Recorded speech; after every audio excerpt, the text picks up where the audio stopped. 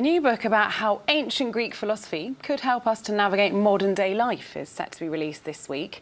The author, Ben Aldridge, suffered from anxiety for years, but while researching ways to combat the debilitating panic attacks that he was experiencing, he came across the idea of the philosophy of stoicism. Hebe's been speaking to Ben about the book and techniques in which he used to combat anxiety. So the book is called How to Control the Uncontrollable, 10 game-changing ideas to help you think like a Stoic and build a resilient life. And I'm very excited about this book because it's all about a philosophy that's completely changed my life in a very positive way. And this philosophy is Stoicism. So I'm very excited that I'm able to share these ideas with the world. Tell us a little bit more about Stoicism as a philosophy and how you came across it. So I got into all of this off the back of really bad anxiety. I started having really bad panic attacks. And the way that I dealt with this was through extensive reading. And this led me to this philosophy, Stoicism, and I found it incredibly practical. And the basic premise of Stoicism is that life can be chaotic, but we can learn to thrive irrespective of what happens to us. So this is something that I really connected with, and it's very practical. And that's something that I really love about this particular philosophy. And in my book, there's very practical ideas that people can test out so that they can start using it to face the curveballs that life inevitably throws at us. This is my second book, so this is really a deeper exploration of the philosophy that made such a deep impact on my life. So my first book was about my journey with anxiety, whereas this one is very much about the philosophy. So it's been really fun to develop this, and I've really enjoyed writing this. It's been an absolute pleasure. And the book covers kind of coping mechanisms, doesn't it?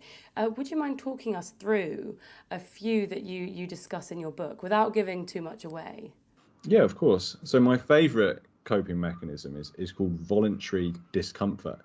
And the idea is quite simple, that you deliberately step outside of your comfort zone as a way to build resilience. So the Stoics would do all these weird and wonderful challenges as a way to basically increase their mental resilience. So they would sleep on the floor, they would expose themselves to the cold and the heat, they would fast from food and water, and they would wear embarrassing things so they could practice overcoming shame, and they would endure very physical exercise. So we can take this idea and bring it into our lives by deliberately seeking out things that challenge us and basically attacking them and stepping outside of our comfort zones. And this is a fantastic way to build a more resilient mindset. So that's one idea that I've really connected with deeply from the philosophy. Another one which is incredibly pragmatic is the idea of, it's called the dichotomy of control. And basically this is a huge part of the philosophy, and it means that everything that happens to us is pretty much outside of our control. We have very little influence on what's going on with these external events, but we can choose how we respond to them. And that's how we get our power back. Whenever we face a setback or a challenging situation, if we focus on how we respond to it, this can have a huge impact on everything. The famous Stoic philosopher Epictetus says, it's not what happens to us, but how we respond to it that matters. And I love this idea, and I think it can be very, very pragmatic, and it can help us in many different walks of life. So I really explore this one a lot in the book. Sure. You mentioned something called the banana walk in the press release. Tell us a bit more about what that is. So this is inspired by the Stoics, and there was a Roman Stoic called Cato who would deliberately embarrass himself as a way to help him overcome his internal negative dialogue and to learn how to deal with judgment of others. And so he would wear unusual things, and he would turn up to an important meeting wearing something ridiculous. And this idea has inspired a modern therapist called Albert Ellis, and he created this therapy called rational emotive behavioral therapy. And he had a great sense of humor, and he was inspired by the Stoics, and he created this concept called the banana walk, where you take a banana, you wrap a piece of string around it, and then you go for a walk in a very busy public space as a way to deliberately embarrass yourself and to feel foolish and to feel uncomfortable. And people will point at you and laugh at you, and you have to overcome that. And this is a wonderful exercise. It's a very Stoic exercise.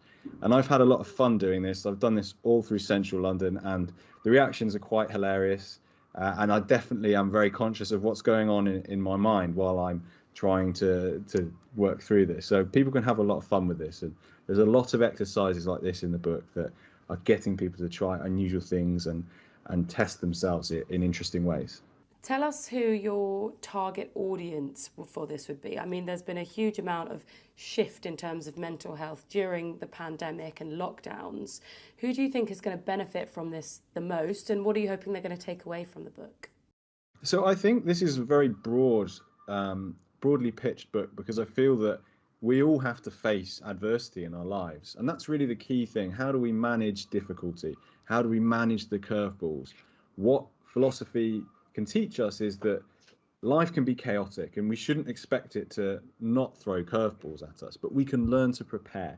And I think that's really the key. So I think so many people will be able to benefit from this. These ideas I wish I had earlier in my life, because I started experiencing this really bad anxiety and I didn't have anything in place to help me. And the thing is, you don't have to just be someone in an anxious space to benefit from this philosophy. I think it's something that can help all of us. Well, there you have it. That was Ben, and his book is out on Thursday.